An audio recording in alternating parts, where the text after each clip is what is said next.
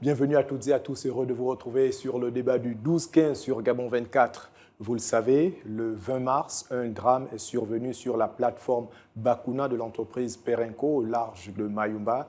4 personnes y ont perdu la vie, une a été blessée et une autre est toujours portée disparue. Quelles sont les conditions de sécurité sur une plateforme pétrolière? C'est le thème du débat du 12-15. Et pour en parler, nous recevons M. Adrien Vanxi Tati. Il est ingénieur des mines et du pétrole en chef, diplômé de 3e cycle en Petroleum Management de l'Université d'Oxford en Angleterre. Il est expert pétrolier. Monsieur, bonjour et merci d'avoir accepté l'invitation de Gabon 24. Oui, je vous remercie très sincèrement de me donner l'opportunité de m'exprimer sur la question. Donc, je remercie votre antenne de me donner cette opportunité d'être là. Alors, parlons de sécurité, Monsieur Tati. Les personnes actives sur une plateforme pétrolière sont-elles soumises à des conditions de sécurité spécifiques?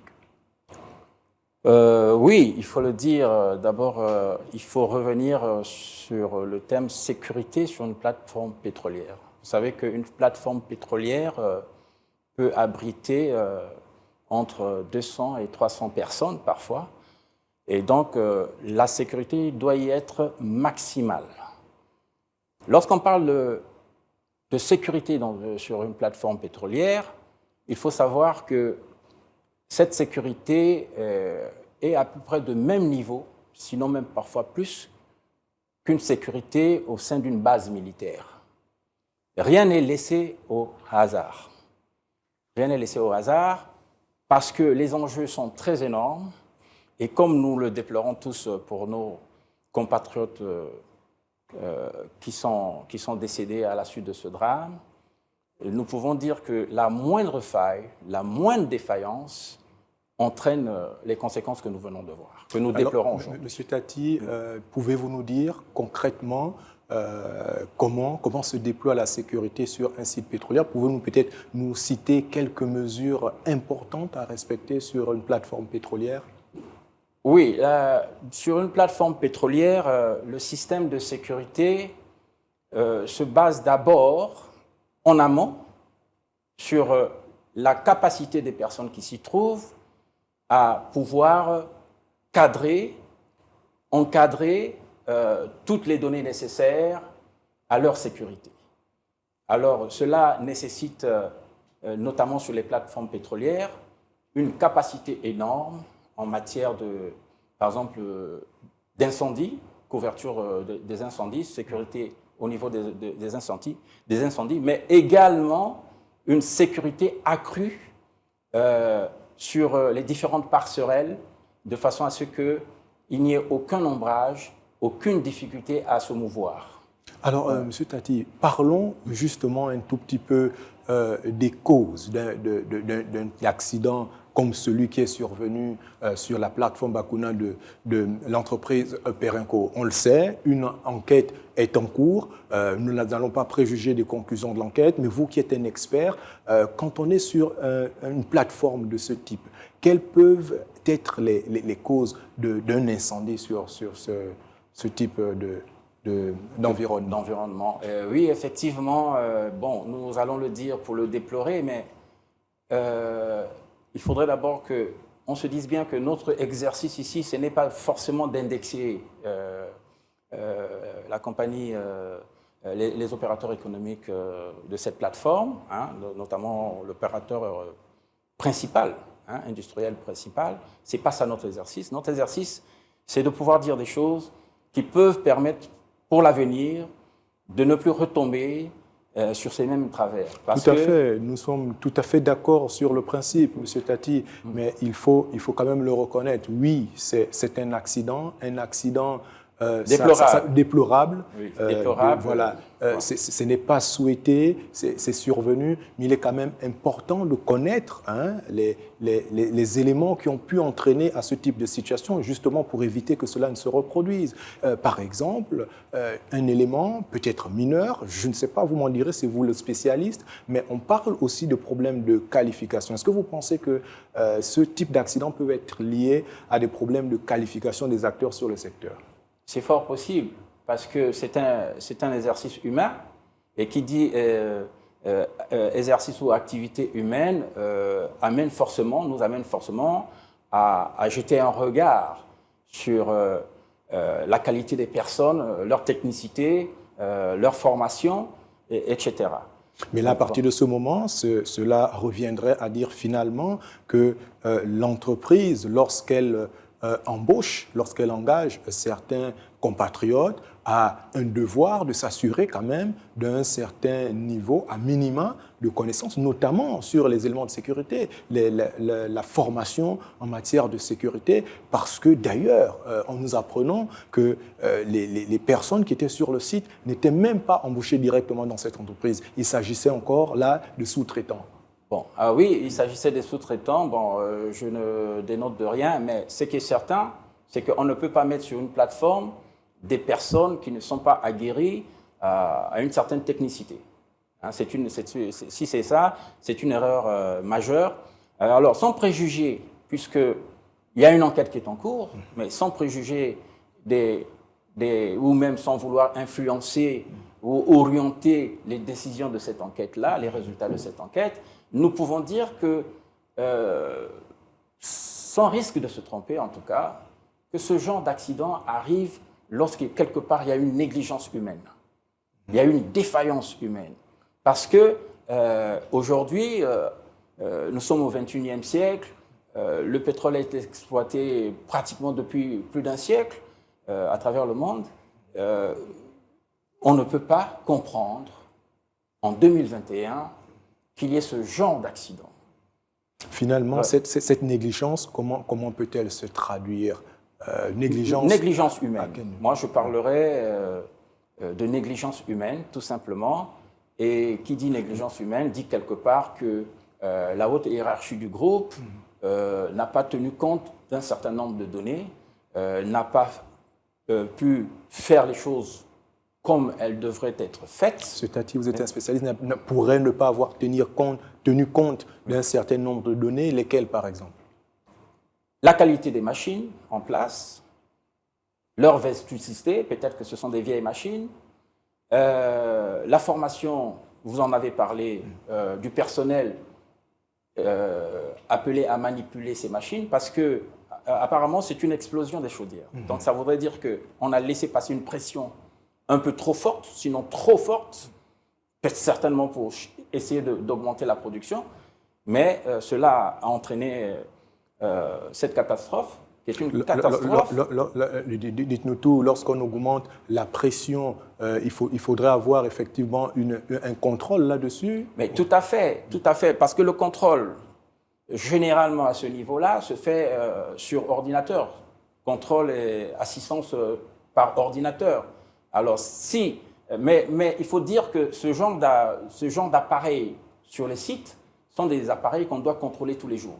Tous les jours, et chaque fois qu'il y a des quarts un quart de, comment dirais-je, du personnel changeant, quand on change le personnel qui s'en va doit mettre au parfum le personnel qui arrive pour dire attention, voici ce que nous avons constaté. Parce que ce n'est pas un accident qui arrive ex nihilo comme ça. Non, c'est un accident qui provient. Il y a des signaux. Il y a des signaux qui sont là, qui avertissent que, attention, là, il y a quelque chose qui ne va pas. Alors, on doit tout arrêter et vérifier. C'est très intéressant ce que vous dites, parce que finalement, lorsqu'on regarde de près l'entreprise Perenco, elle n'est pas son premier accident de ce type.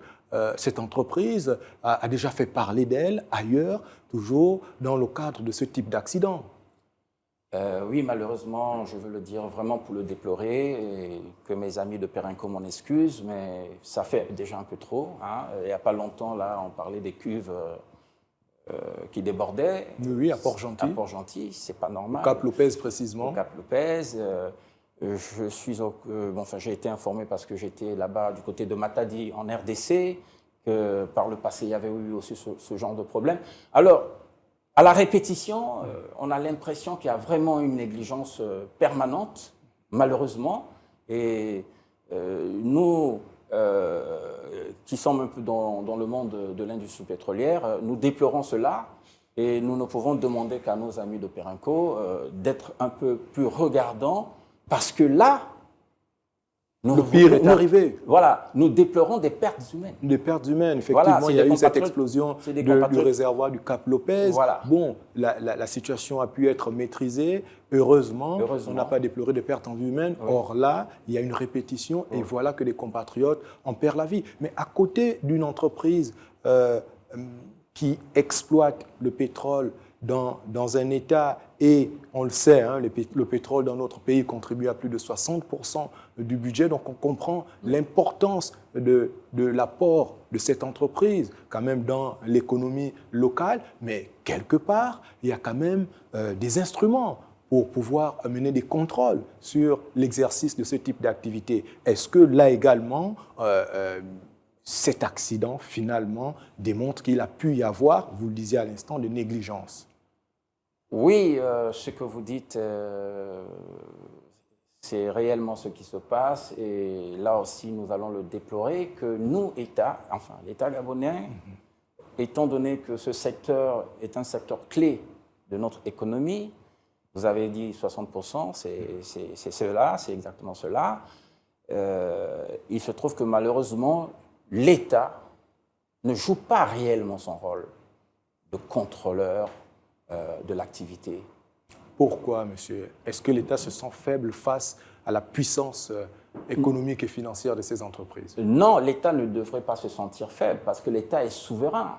Et maître des matières premières exploitées dans le pays, même si cette exploitation est faite par des compagnies que j'appellerais des compagnies partenaires, étrangères mais partenaires quand même, l'État devait jouer pleinement son rôle de contrôle, d'encadrement et même d'orientation de la production pétrolière. Vu, hein, tout de suite après, les autorités de la transition, par le truchement du Premier ministre, chef du gouvernement de la transition, se sont rendus au chevet des familles, des personnes disparues. C'est une très bonne chose. C'est une très bonne chose dans un premier temps, mais on pense qu'il ne faudrait pas s'arrêter là. On l'a déjà dit, il y a une enquête qui est en cours. On a entendu également des voix d'acteurs politiques de la société civile appelés donc véritablement à une enquête approfondie pour restituer les responsabilités, mais surtout pour éviter que cela ne se reproduise. Monsieur Tati, avez-vous quelques suggestions pour améliorer finalement la sécurité sur ce type de plateforme? Oui, des suggestions, oui. Bon, d'abord, je voudrais remercier les autorités de notre pays, au premier chef desquels le président de la République, à travers son gouvernement, le gouvernement du CTRI et son premier ministre, d'avoir fait ce geste fraternel, amical, en se rendant auprès des familles éplorées, endeuillées, et que peut-être nous souhaitons que l'État fasse quand même quelque chose pour ces gens-là, mais en indexant bien le rôle, les obligations de la société pétrolière. Maintenant, quelles sont les voies à explorer et à mettre en exploitation pour éviter dans le futur ce genre de catastrophe où des vies humaines sont en danger, où ce qu'on déplore des pertes humaines, c'est pas bien. Quelles sont les voies? En d'autres lieux qu'ici et en d'autres circonstances, j'avais proposé que l'État s'implique, que l'État s'implique fortement dans les activités, non seulement pétrolières, mais minières également, parce que ce sont là les bases de nos références économiques et industrielles. Quand vous parlez d'implication, est-ce que vous pensez, par exemple, au rachat d'Assala Énergie qui a été fait récemment, à l'implication dans ce sens ou dans un autre? Non, le rachat d'Assala participe à cela, mais c'est beaucoup plus que ça doit être. C'est-à-dire que nous avons une société pétrolière nationale. Moi, je pense qu'il faut renforcer les capacités de cette société pétrolière nationale de façon à ce qu'à un moment donné, mais j'espère dans un court temps, un temps très court, que nous puissions, nous, avoir la maîtrise et le contrôle de notre production, de nos différentes productions, qu'elles soient minières ou pétrolières. Parce que le fait de toujours laisser les autres faire à notre place, les autres sont là pour faire du business, hein, il faut se le dire, il ne faut pas hésiter, c'est ça la réalité. Et qui dit business, dit recherche effrénée des profits. En minimisant les coûts. En minimisant les coûts. Et laquelle attitude entraîne ce que nous déplorons aujourd'hui? Nous déplorons justement, on l'a dit, la principale conséquence, c'est cette perte en vie humaine. Mais à côté de cela, il peut y avoir également des conséquences sur le plan économique.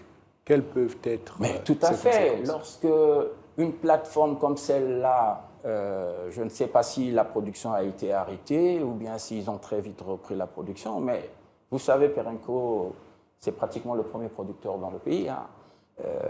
Lorsque Perenco fait une seule journée sans produire, cela a des conséquences forcément économiques. Forcément.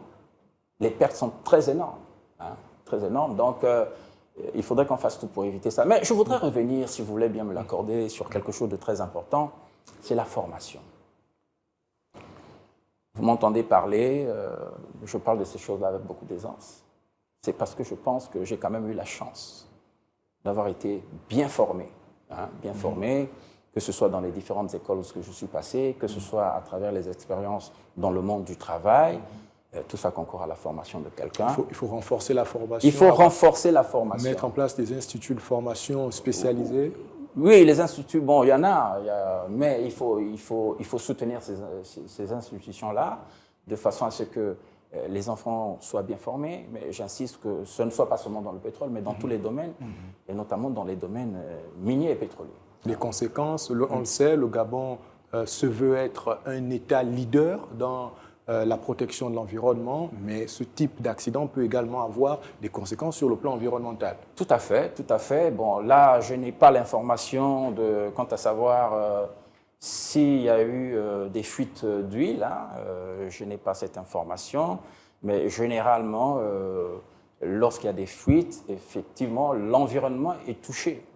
Hein? On attend les conclusions de l'enquête pour nous donner toutes ces précisions. Mais déjà, on peut quand même s'inquiéter de ce que par le passé, on a vu des fuites de pétrole dans la zone de l'Ogooué maritime. Tout à fait, qui partait même jusqu'au Moyen-Ogooué, sur le fleuve Ogooué. Donc, on trouvait des poissons morts un peu partout. Et lorsqu'on est face à cette situation, comment on fait pour la résoudre? Ben, on appelle d'abord à la responsabilité des auteurs, ça c'est une chose, mais je suis aussi pour qu'on puisse vraiment faire une rélecture de notre code pétrolier, code minier, pour bien stigmatiser ces questions-là lorsqu'il y a des catastrophes comme ça. La société ou les sociétés opératrices doivent prendre leurs responsabilités, et l'État qui est gardien de la nation, qui est gardien de la vie en société dans notre pays, doit être très regardant. Oui, parce qu'il peut également y avoir des conséquences sur la santé publique. Tout à fait, parce que ce sont quand même des produits de haute pollution. Tout à fait. Hein. Il y a du soufre là-dedans, il y a beaucoup de choses, il y a des polluants de très haut niveau. Donc, il faut faire très attention. Donc, État, entreprise, avec le concours également de certains spécialistes en la matière pour apporter des solutions de façon concrète. On l'a entendu, vous l'avez survolé, mais de façon concrète et pratique. Quelles sont les solutions qu'il faut apporter aujourd'hui pour limiter ce type d'accident ou pour les éradiquer totalement? La solution la plus immédiate, c'est de mettre en place un encadrement ferme, pointu, de toute l'activité pétrolière et minière dans le pays. Qu'est-ce qu'on entend par là, un encadrement? Un encadrement, c'est-à-dire qu'il faut mettre en place des lois, mais non seulement des lois, mais également des organismes. Dernièrement, vous avez suivi un communiqué du CTRI où on disait qu'on mettait en place un groupe qui se chargerait de l'inspection ou des inspections des sociétés, enfin de l'activité pétrolière à travers le pays. Mais il faut aller plus loin que ça, c'est-à-dire... aller plus loin signifie quoi? Revoir quelques éléments du code minier, par exemple? Revoir les éléments du code minier, mais surtout aussi du code pétrolier, ces deux codes-là, mettre en place des organismes à charge pour elles pour eux de suivre toute l'activité pétrolière, en amont comme en aval. Même nos contrats pétroliers, il faut les revoir. La façon dont nous négocions nos contrats, il y a beaucoup de vides, beaucoup de non-dits. Notre code pétrolier, c'est un code, il faut le dire, il ne faut pas avoir honte de le dire, parce que moi, malheureusement, j'ai aussi participé à ça. C'est un code léonien qui donne tout aux sociétés et qui ne donne rien à l'État. Qui donne tout aux sociétés, qui ne donne rien à l'État. Là, par exemple, on est face à un accident, on le rappelle, hein, même si, vous l'avez dit, il peut y avoir plusieurs facteurs expliquent finalement un accident. Il peut s'agir donc de négligence humaine. Il peut s'agir de négligence comme il peut s'agir de sabotage. De sabotage, il ne faut pas avoir peur de le dire. Oui, ça, il peut bon, s'agir je de ne pense pas sabotage, que nous en sommes là, mais bon. Ce sont des pistes. Ça va dans tous les sens. Hein, voilà, ce sont des pistes de réflexion. L'enquête, nous le rappelons, qui est en cours, dira toute sa vérité là-dessus. Mais quand on parle également de réécrire notre code minier, est-ce que cela ne ferait pas fuir aussi les investisseurs? Non. C'est nous qui pensons comme ça. C'est nous qui pensons comme ça. Et c'est pour cela que nous avons placer à l'intérieur de ce code des choses qui ne devaient pas être, parce qu'en se disant, on va mettre en place un code attractif, un code flexible, et de cette attractivité, de cette flexibilité, on a tout donné aux sociétés. Alors que il faut revenir là-dessus. Les normes voudraient quand même qu'on soit dans une situation de gagnant-gagnant. De gagnant-gagnant. Et puis nous sommes souverains, ce sont nos richesses. Parce que je voudrais vous expliquer quelque chose. Il faut savoir, il faut qu'on le sache, que la richesse d'un projet, qu'il soit minier, pétrolier, ce n'est pas les dollars ou la technicité que les partenaires amènent. C'est le produit minéral qui se trouve sous terre ou sur terre, donc qui est le nôtre, ce sont nos produits à nous, ce sont nos richesses à nous. C'est ça qui fait la richesse du projet, c'est ça qui fait que les partenaires viennent. C'est la richesse donc, du produit minéral qui fait véritablement qui fait le projet, qui fait la richesse du projet. Voilà. Et c'est nous qui en sommes détenteurs. Donc, c'est nous qui devons également être plus regardants sur les conditions d'exploitation de ce minéral. Plus regardants et plus gagnants. Merci infiniment, Monsieur Adrien Vanxi-Tati, d'être passé et de nous avoir apporté tous ces éclairages. Nous rappelons que nous discutions des conditions de sécurité sur une plateforme sécuritaire. C'est la fin du débat du 12-15 et nos programmes se poursuivent sur Gabon 24. Je vous remercie beaucoup.